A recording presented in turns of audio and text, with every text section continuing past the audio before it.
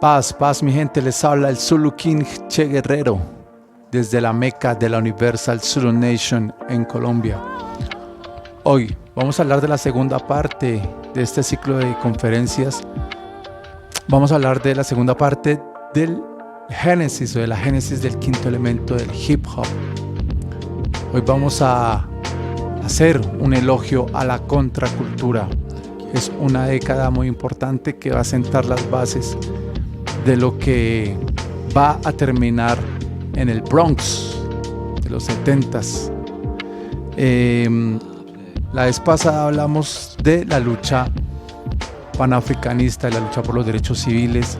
Hablamos de Martin Luther King, hablamos de Malcolm X, hablamos de algunas organizaciones panafricanistas con un concepto espiritual que nutrieron mucho estos conceptos filosóficos que luego van a permear las calles.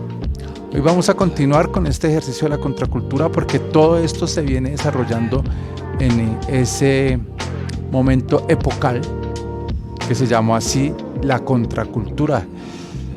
Se dice que esta investigación dice que esto inicia desde 1962 hasta 1973, cuando culmina la guerra del Vietnam. La contracultura es un movimiento social y cultural que se opone a los valores, normas y costumbres de las culturas dominantes. En esencia, busca un cambio radical en la sociedad, a menudo desafiando las estructuras de poder establecidas, cuestionando las bases mismas del sistema político, económico, ideológico y religioso. Emerge esta manifestación en medio de la Guerra Fría que tenía en tensión al mundo entero. En esta época surge el programa COINTELPRO del FBI. Bueno, vamos a tener esto muy presente porque este programa que establecen las compañías u organizaciones de inteligencia de los Estados Unidos va a estar acompañando desafortunadamente todos los procesos y va a fragmentar uno a uno de todos los movimientos que vamos a hablar. Este programa del COINTELPRO logró eclipsar muchos de los movimientos que veremos a continuación, que dejarían las bases para el nacimiento del hip hop como hijo hereditario de la contracultura según el movimiento de Black Lives Matter. Bueno, quedamos la vez pasada en que se estaban movilizando todas las organizaciones afroamericanas para conseguir el derecho al voto, para conseguir más derechos dentro de una sociedad que los había segregado, que los había apartado y que no les estaba reconociendo su aporte a la sociedad norteamericana. Llega un momento muy especial porque Martin Luther King convoca a varias organizaciones y varios movimientos espirituales, llamémoslo así, movimientos religiosos, y también llama a la interculturalidad o llama a la multiculturalidad, llama a la integración de las etnias, de las razas. El movimiento blanco va a acompañar al movimiento por los derechos civiles por un tiempo, pero va a aparecer un personaje en escena después de Martin Luther King o paralelamente a Martin Luther King. Va a estar Stokely Carmichael con una propuesta que se llama el Black Power. Stokely Carmichael redefinió la lucha racial al mostrar que los derechos legales no garantizan igualdad real. Su enfoque en el poder comunitario y la conciencia negra sentó las bases para colectivos que combaten la brutalidad policial, movimientos por justicia económica y contra la pobreza estructural. Stokely Carmichael plantea tres fases de la lucha por los derechos civiles. La primera es la movilización, la segunda es el cambio de las leyes y la tercera es el empoderamiento. Se preguntaban si ellos entraron en condición de esclavos en una sociedad, ¿cómo iban a construir un sentido de propia valía? En esa fase nace el Black Power y en este momento se separan de la comunidad blanca que los había acompañado. Entonces aparece este personaje con un planteamiento muy sensato, muy coherente, también diciéndole a la misma comunidad y al movimiento de la no violencia de Martin Luther King, les dice, bueno, si ganamos los derechos, pero si seguimos pensando como esclavos, ¿cuál será el futuro? ¿De qué nos estamos liberando realmente? Dice, tenemos que sentirnos orgullosos de nuestra etnia, orgullosos de nuestra piel, orgullosos de nuestra historia, orgullosos de lo que somos como hombres y mujeres negros y negras, hombres y mujeres libres, que salimos del África libres y llegamos acá en cadenas. Y ahí pues estaba acompañándolo todo el movimiento blanco, ¿no? Los blancos que estaban conscientes acompañando estas manifestaciones. Y Stokely Carmichael dice, bueno, compañeros y compañeras, yo creo que hay que empezar a trabajar separados. Nosotros los negros vamos a escoger nuestro camino, vamos a tener que rediseñarnos, integrarnos, redefinirnos, mirar nuestras contradicciones también. Va a ser un tiempo para nosotros, para seguir construyéndonos en esta batalla, en esta lucha. Muchas gracias por acompañarnos y también pues muchas gracias por la fuerza que nos han dado, les dice Stokely Carmichael. Este movimiento blanco, que en realidad van a ser los que van a nutrir las universidades, van a aparecer más adelante, porque ya es un movimiento politizado, formado en el tema de la no violencia y en conceptos políticos, que va a estar formándose contundentemente en las universidades.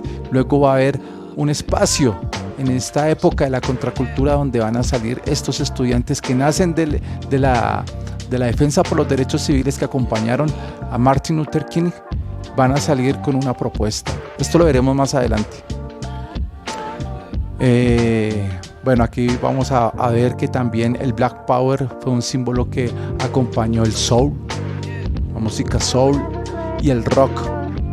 Fueron en ese momento la música que se desplegó en los guetos, que acompañaría la lucha por los derechos civiles y el Black Power.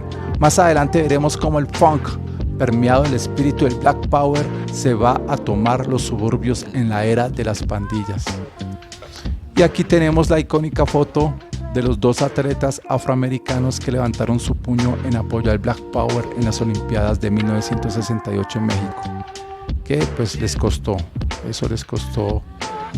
fueron perseguidos por eso realmente, pero era parte de la lucha. Y aquí vamos a ver el intercomunitarismo, la propuesta de las Black Panthers. Ellos planteaban 10 puntos de su lucha.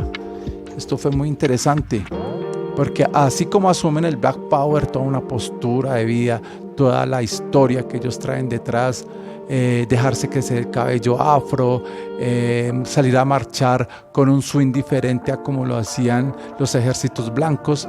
Ellos salían a marchar con un poco de funk.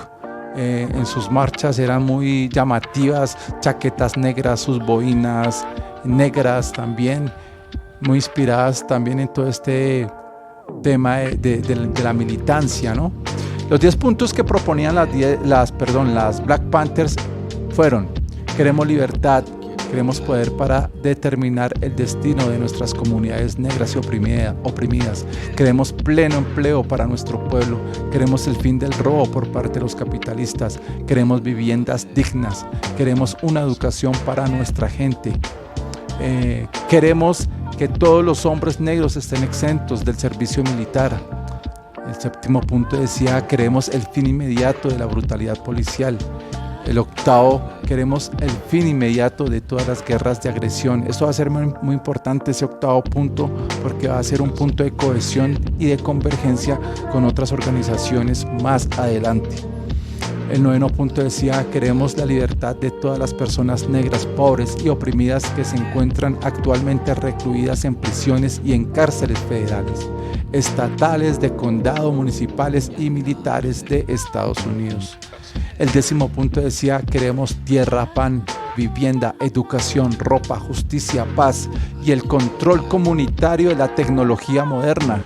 Esto va a ser muy importante.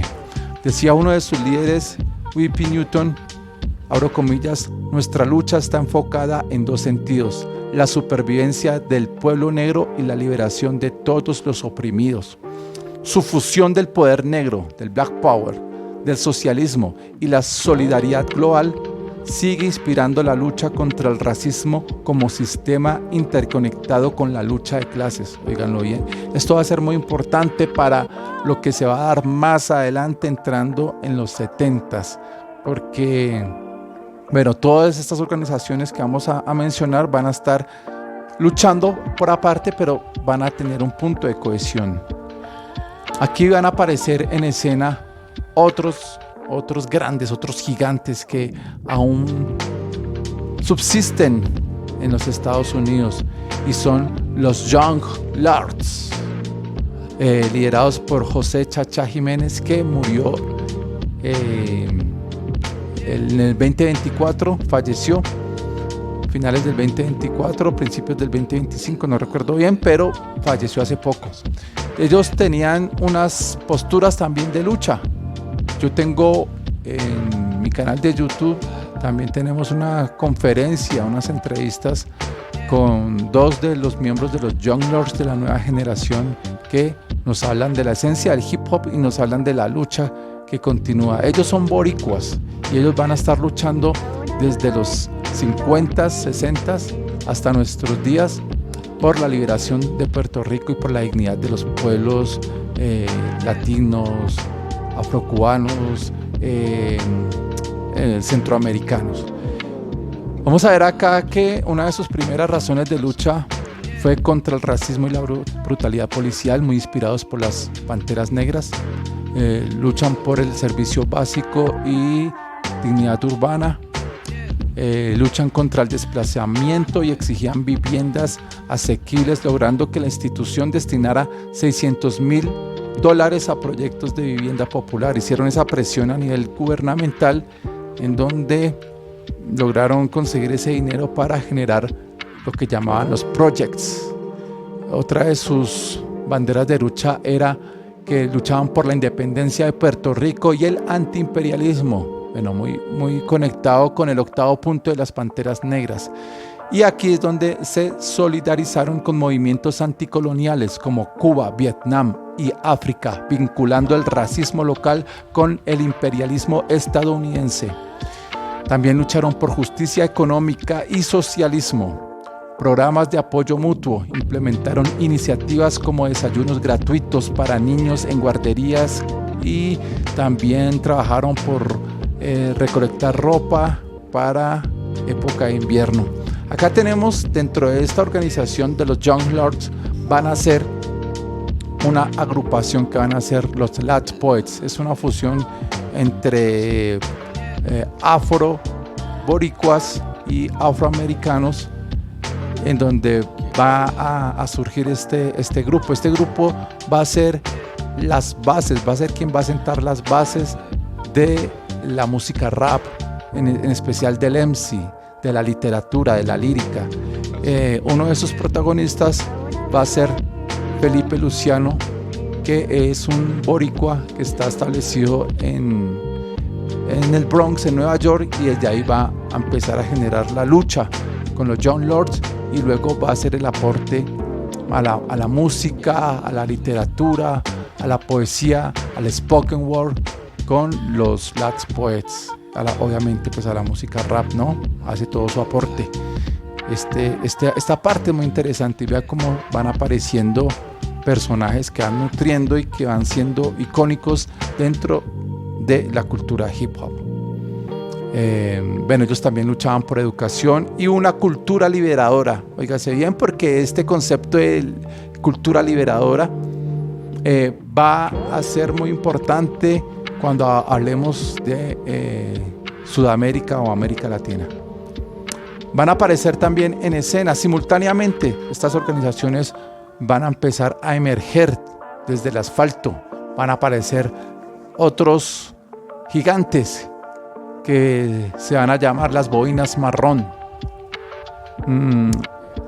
Ellos nacen a finales de 1960 en Los Ángeles, como respuesta a la opresión sistémica que enfrentaba la comunidad mexicano-estadounidense o la comunidad chicana. Estas son las razones principales de su origen: discriminación educativa y derecho a la educación de calidad. Pedían que enseñaran la historia de los pueblos chicanos, promovían el plan espiritual de Aztlán, que exigía autonomía sobre los territorios mexicanos anexados por Estados Unidos en 1848, como California. Esto culminó en acciones simbólicas como la ocupación de la isla de Santa Catalina en 1972, donde izaron la bandera mexicana. Por eso hoy en día hay toda una discusión, porque todos los territorios que le quitó Estados Unidos a México pertenecen a estas comunidades, y por eso pues ellos se establecen ahí. El gobierno norteamericano los está reprimiendo actualmente, pero están haciendo un ejercicio de resistencia. Listo, ahí pues estamos viendo a las boinas marrón junto con las panteras negras en sus movilizaciones, con su simbología ancestral milenaria en territorios usurpados por Estados Unidos. Y van a aparecer en escena paralelamente en un movimiento que se va a llamar el Poder Rojo o el Red Power. Este movimiento transformó la lucha indígena de reclamos aislados en un movimiento unificado que desafiaba el colonialismo. Su combinación de espiritualidad, acción directa y reivindicación cultural sigue influyendo en la resistencia indígena global, y actualmente apoyan la organización en California contra las leyes de inmigrantes. El movimiento Red Power se vio golpeado por el programa COINTELPRO. Aquí lo vemos de nuevo. Este programa del FBI fue muy agresivo con varias organizaciones, en especial con el movimiento nativo indígena americano, cuando encarcelaron a su líder más visible, Leonard Peltier, sindicado de ser una amenaza interna para los intereses del gobierno norteamericano. Leonard duró más de 30 años en prisión, hasta que por presión de la comunidad indígena fue liberado en febrero del 2025. Bueno, ahí tenemos esta organización que también emerge en esta década de la contracultura. Obviamente vienen trabajando desde mucho antes, ¿no? Pero hay toda una atmósfera de movilizaciones, de apoyos, de hermanamiento que van a agitar mucho la realidad de los Estados Unidos. Y bueno, ¿se acuerda que hablamos de las comunidades blancas que estaban acompañando a Martin Luther King en la lucha por los derechos civiles? Pues aquí vamos a tener al movimiento estudiantil. Ellos van a ser protagonistas. Este sector de los blancos formados políticamente van a ser los líderes del movimiento estudiantil. El movimiento estudiantil surgió como un pilar central de la contracultura en los años 60, como una rama que se desprende de la lucha por los derechos civiles. Los jóvenes universitarios asumen la lucha estudiantil después de formarse y de politizarse con el movimiento afroamericano. Los estudiantes cuestionan el autoritarismo, el consumismo, el racismo, la verticalidad en la educación y la guerra en Vietnam. Abrazaron ideas de la nueva izquierda que fueron adoptadas o fueron adoptando figuras como el Che Guevara y de Ho Chi Minh, expresidente del Vietnam, que para ellos es el referente de la nueva izquierda. El existencialismo, el pacifismo y movimientos de liberación anticolonial que están surgiendo en el tercer mundo se desprendieron del planteamiento de la vieja izquierda de la era de la Unión Soviética, que se encontraba en contradicción en algunos aspectos en esa época, porque hay una tensión, ¿no? Hay una tensión, y estábamos también, hay que ver también cómo nos vamos encontrando cómo estaba Estados Unidos y cómo estaba el mundo, porque la contracultura no solo impacta los Estados Unidos, sino que también impacta Europa, impacta África, impacta también América del Sur. Pero también Estados Unidos es el gran epicentro, ¿no? Y aquí en este epicentro surge el feminismo.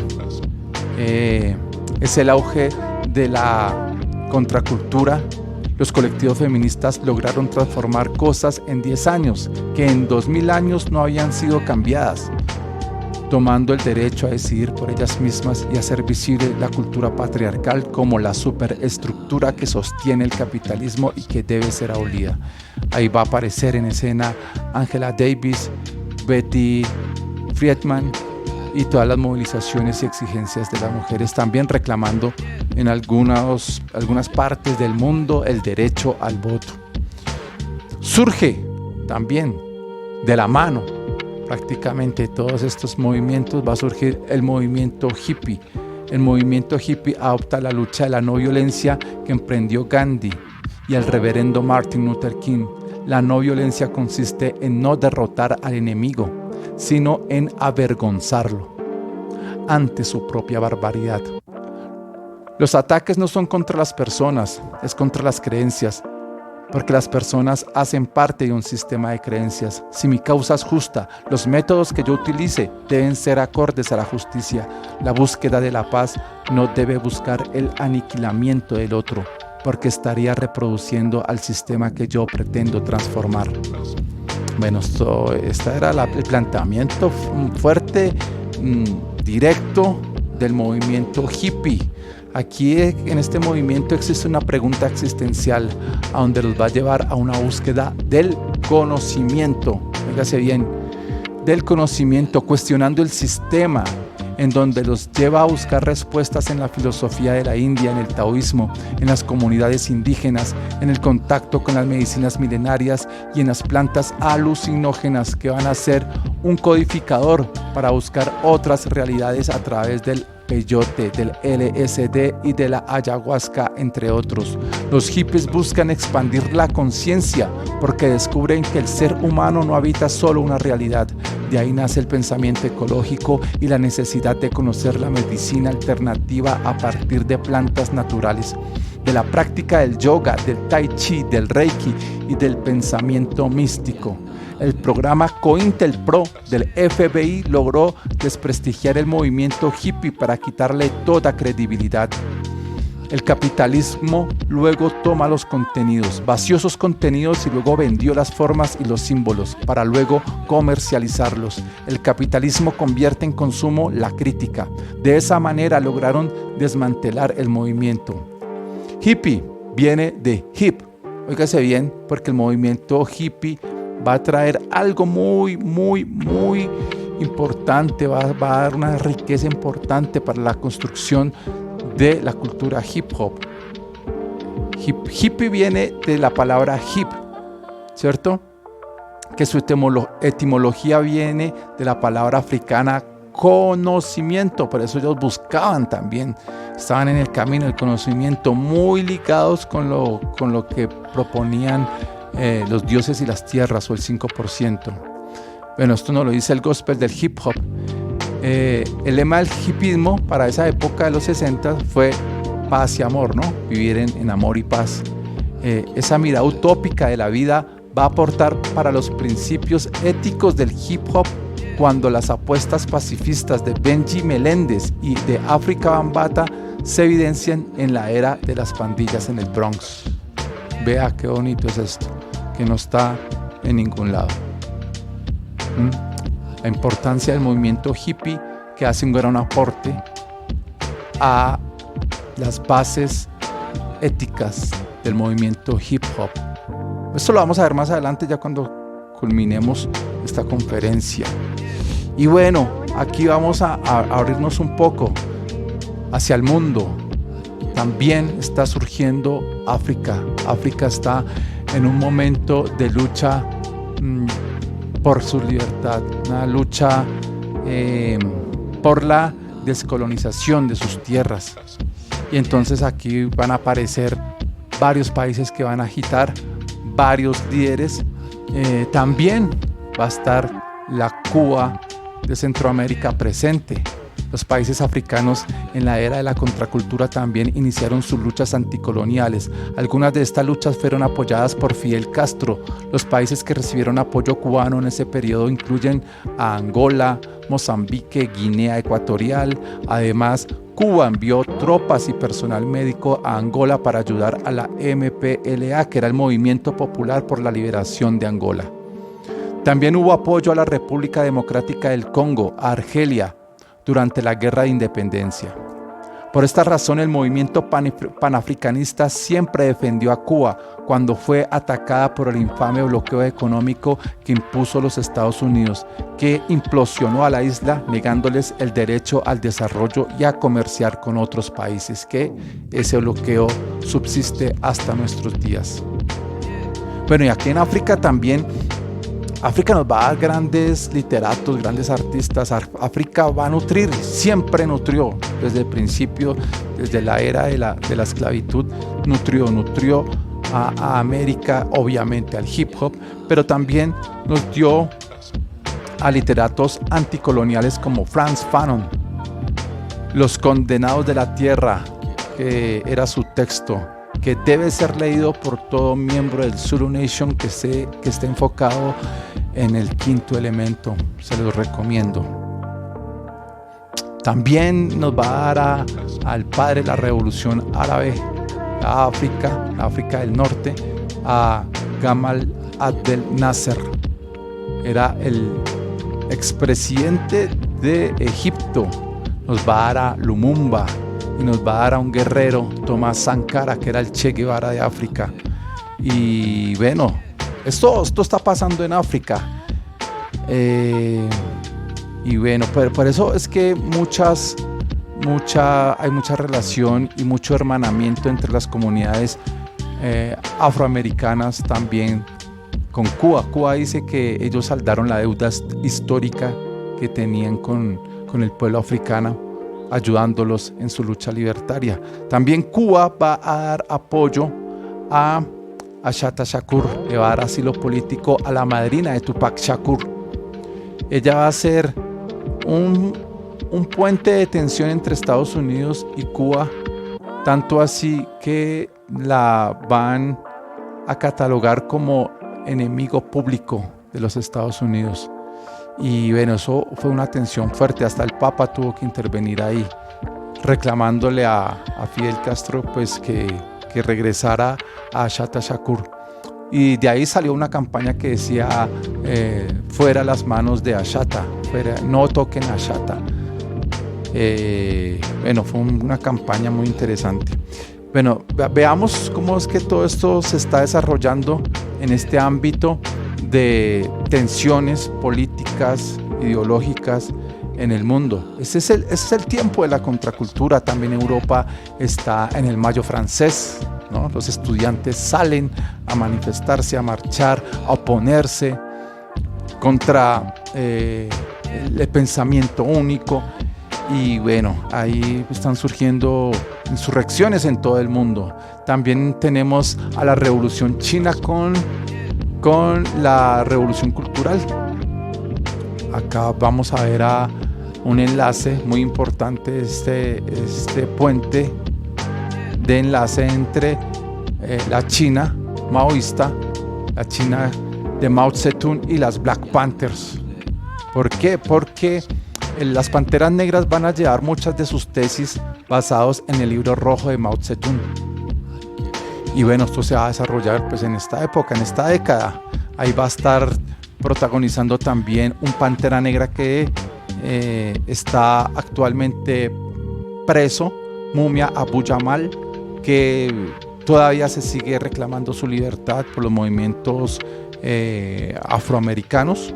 Y también va a estar Mutulu Shakur, que pues es encarcelado de una forma arbitraria por un crimen que no cometió.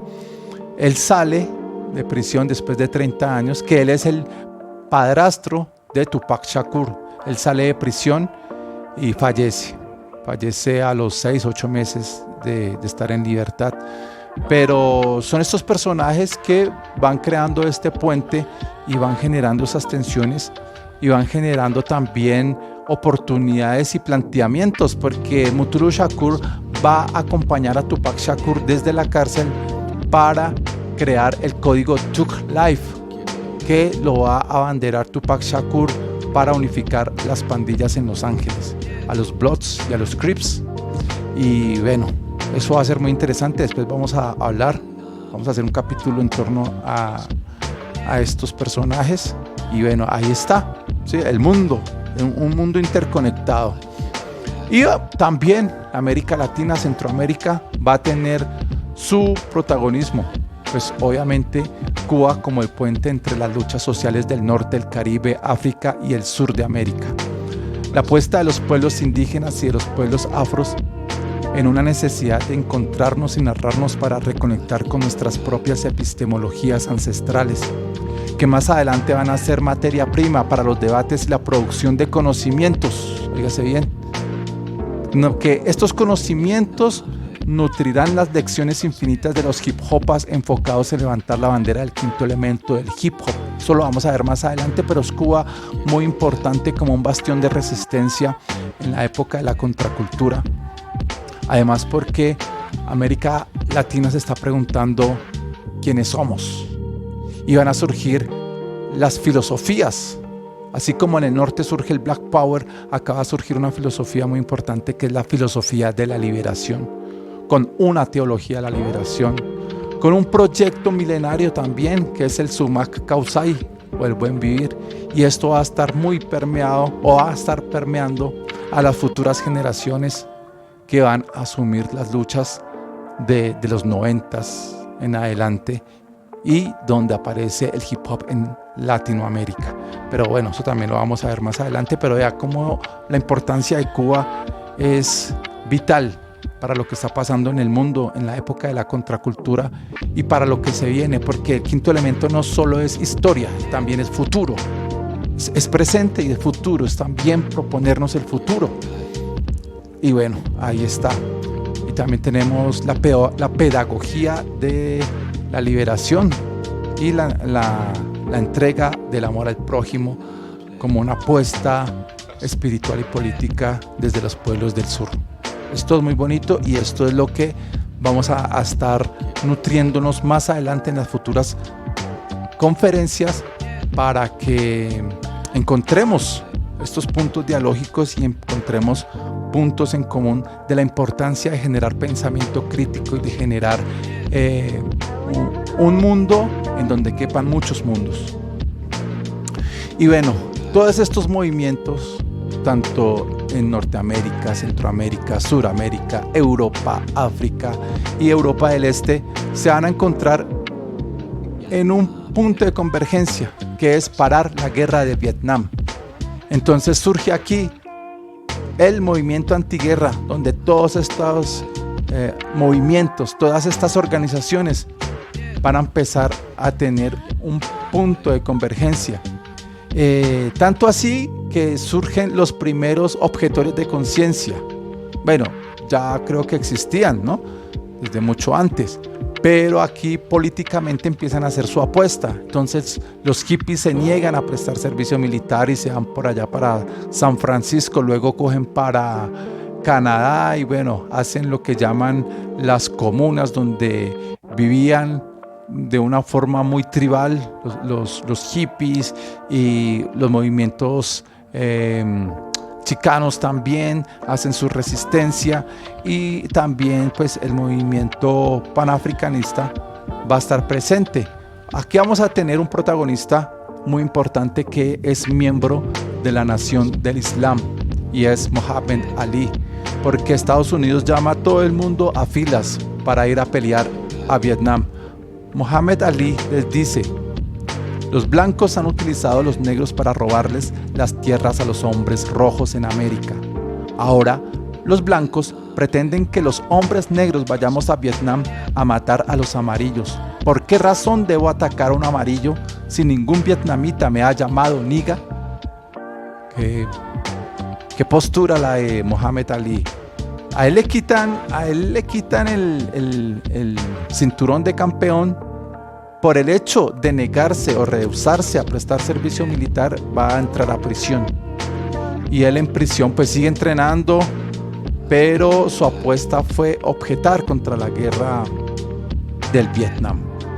Él en cárcel se sigue preparando, él sale de la cárcel y cuando sale de la cárcel va y recupera su título mundial como campeón del boxeo de esa época. Entonces, vea qué bonito e interesante esta epopeya de estos pueblos en esta época, en esta década. Y bueno, aquí vamos a ver el Bronx y la era de las pandillas, ¿no? El Bronx en llamas, las pandillas de comunidades blancas, comunidades latinas, afrolatinas, afroamericanos. Habían pandillas también donde todos estaban mezclados porque defendían, era un territorio en donde tenían que darse en la jeta, negros contra negros, blancos contra blancos, latinos contra latinos. Era un tema de mucha tensión en el Bronx, donde también estaban quemando los apartamentos porque había toda una política de gentrificación y de desplazamiento de estas comunidades. Estas comunidades llegan del sur de Estados Unidos, y el sur es un sector o una parte de los Estados Unidos muy conflictiva, muy racista, y la gente que va a parar en el Bronx es la gente que viene del sur y también viene de Chicago. La gente de Chicago es muy politizada, está muy formada, y llegan a estos cinturones de pobreza en el Bronx y se encuentran también con los puertorriqueños, con los boricuas que están ahí, son muchos. Y bueno, de otras partes del mundo, ¿no? Los irlandeses. Vamos a hablar de eso un poquito. Y vamos a ver por qué Nueva York es reconocida como la capital del mundo. Gracias a que es considerada como un centro global para las finanzas, para la tecnología, la publicidad y los medios de comunicación. Es la ciudad con más habitantes judíos en todo el planeta. La comunidad china, italiana, irlandesa tienen un espacio significativo en esta ciudad. Los boricuas, jamaiquinos, dominicanos, cubanos, panameños tienen un asentamiento en el Bronx que vieron nacer la salsa como el gran aporte de los migrantes afrocaribeños con la influencia de Johnny Pacheco, Eddie Palmieri, Benny Moore, Ismael Rivera, Celia Cruz, Héctor Lavoe, entre otros. El Bronx, en la época de la contracultura, se convierte en la esponja de todas las tensiones que están ocurriendo a nivel local y a nivel global. Es en el Bronx a donde también nacerá el hip hop, en medio de tensiones y de fiestas callejeras. En el siglo XX, los suburbios en Estados Unidos serán la evidencia de la contradicción del capitalismo. Serán los guetos del Bronx quienes pondrán en contraste la opulencia del imperio americano frente a la pobreza, exclusión, marginalidad, explotación, racismo y la desigualdad de las comunidades afroamericanas y de los migrantes de Puerto Rico, que llevarán a cuesta los sueños de progreso de unos pocos que experimentarán la gentrificación por parte de la élite burguesa de los Estados Unidos, llevando el programa COINTELPRO a la fase final para deteriorar los movimientos de la contracultura, atacando a las comunidades con la inserción del crack como forma para implosionar la comunidad. El sueño americano es un sueño blanco. El hecho de que me invites a comer a tu mesa con mi plato vacío no hace de mí un comensal. Esto lo decía Martin Luther King. Entonces, vamos a ver aquí la era de las pandillas. Algunos hermanos del sur me dicen que en el Bronx había más de 100 pandillas.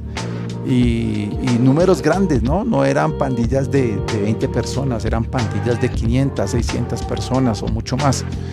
Algunas de las pandillas eran las espadas negras o las Black Spades. Van a tener una influencia muy importante en el desarrollo del hip hop. Hay un cuestionamiento, y es que el hip hop no nace en 1973. Se le reconoce a DJ Kool Herc su aporte, pero no es quien es el gestor de todo movimiento. Esto viene desde más atrás. Y esto es algo que es tensionante, genera polémica y que genera algunas tensiones dentro de la comunidad hip hop, pero hay que decirlo, sin la historia del hip hop, sin la ecuación de las pandillas, no es completa. Cuando DJ Kool Herc hace su fiesta, ahí están las pandillas y ahí están las Black Spades. Se dice por el fundador de las Black Spades que los primeros en hacer hip hop, sin llamar la cultura, sin llamarse hip hop en ese momento, sino que los primeros en hacer algunos pasos, grafitis, desarrollos o exploración del MC, fueron las pandillas, especialmente las Black Spades. No es en 1973 que nace el hip hop como una expresión artística. Esta manifestación nace cuando las Black Spades empiezan a hacer sus primeras fiestas en el año de 1970. Dígase bien, 1970. Estas fiestas fueron lideradas por Disco King Mario, en medio de la desesperanza, de la pobreza y de la falta de oportunidades. King Mario aparece como el DJ que la industria musical y la historia nunca quisieron reconocer, como el padre original de la cultura hip hop en el sur del Bronx. Un pandillero. Fue quien le enseñó a Afrika Bambaataa. Fue quien le abrió las puertas a DJ Kool Herc para que fuera a una de sus fiestas desde 1970. Entonces, veamos esto, ¿no? ¿Por qué un pandillero es excluido de la historia del hip hop? ¿Por qué las pandillas no tienen esa relevancia cuando los historiadores en LATAM nos hablan de hip hop? ¿Por qué todo se está enfocando en DJ Kool Herc? Claro, es muy importante, él hace un aporte importantísimo, pero es un eslabón de una secuencia de acontecimientos que vienen con anterioridad.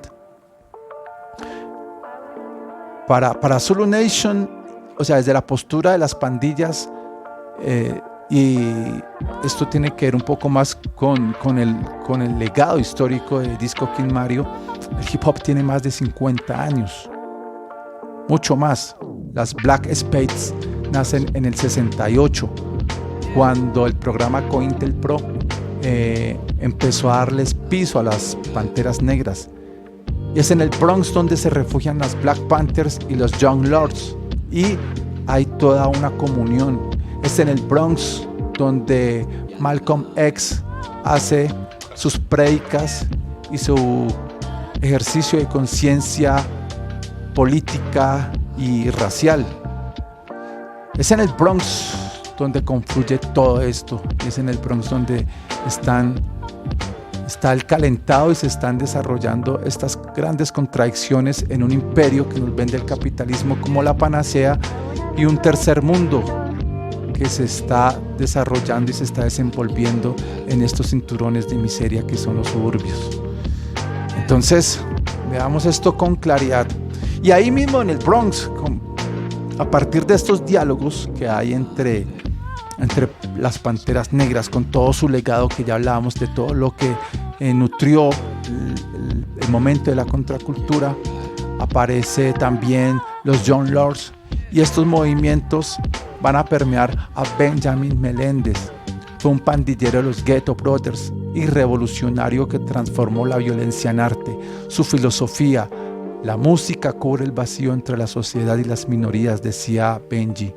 Redefine el poder de las comunidades marginadas. Hoy, el Bronx le recuerda cuando lideró la reunión de pandillas el 8 de diciembre de 1971, que pacificaría por un tiempo la guerra entre pandillas. Este ejemplo lo retomaría de nuevo Afrika Bambaataa en el 73, cuando crea The Organization, y luego en 1975 para establecer la Universal Zulu Nation.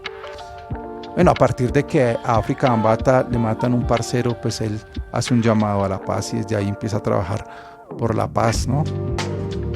Estas son la historia de las pandillas. Todos vienen de pandillas, todos vienen de las pandillas, y obviamente pues tienen su historia y tienen su pasado oscuro. Hubo muertes y cosas difíciles, pero en esas condiciones se desarrolla y nace el hip hop. Es muy importante esto. Bueno, y aquí va a aparecer, pues el Bronx nos va a dar a grandes protagonistas de la historia. Después vamos a hablar un poco más detalladamente del apagón que hay en Nueva York y lo que impactó esto para que surgieran otros DJs. Creo que habló un poco de esto cuando hablé de DJ Kool Herc. Pero bueno, también estaba el Bronx en llamas, ¿no? Los dueños de los apartamentos, estos eran criminales, los dueños de los apartamentos del Bronx, donde convivían los afroamericanos y los boricuas, a ellos no les servía tener una vivienda que estuviera ocupada por gente empobrecida. Lo que hacían era contratar pandillas, por eso las tensiones eran tan fuertes, contratar otras pandillas para que fueran y quemaran esos apartamentos, muchas veces con personas adentro. Por eso las tensiones eran fuertes. Y esto pasaba para reclamar el seguro que les daba el gobierno por sus casas, ¿no? Entonces, en estas condiciones surge el hip hop en medio de la exclusión. Entonces, para quienes dicen, no, es que el hip hop no tiene que ver nada con política, no es política, yo les digo, pues yo los contraigo un poco. El hip hop nace de esos contextos y el hip hop de una u otra manera plantea unas luchas que son muy de sus raíces. No es un movimiento politiquero que sea una cosa ortodoxa, no, pero sí es crítico, y lo crítico es político, hasta lo personal es político. Cuestionar, preguntar, criticar, señalar muchas veces aquellas injusticias que están pasando en los sectores populares es válido, y eso se hace en el rap, eso lo hace el breaking con su estética a partir de su baile, ¿no? Eso es revolucionario, es un baile revolucionario, el graffiti, el DJ, todo esto es un arte revolucionario.